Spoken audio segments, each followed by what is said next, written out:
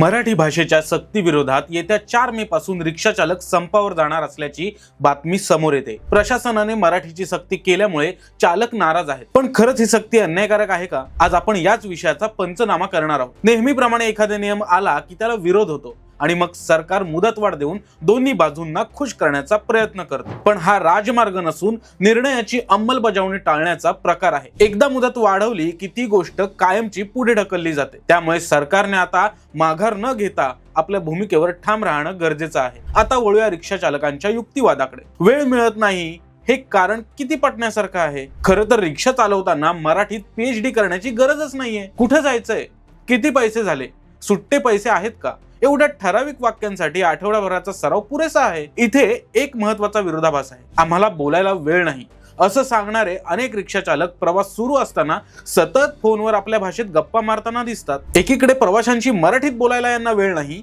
पण फोनवर तासनतास गप्पा मारायला वेळ आहे। मराठी सक्ती हा केवळ भाषेचा विषय नाही, तर तो शिस्तीचा विषय आहे। तुम्हाला काय वाटतं? सरकारने संपाच्या इशाऱ्याला न डगमगता नियमांची कडक अंमलबजावणी करावी का? कमेंट्स मध्ये नक्की सांगा आणि अशाच महत्त्वाच्या अपडेट्ससाठी फॉलो करा जबरी खबरी।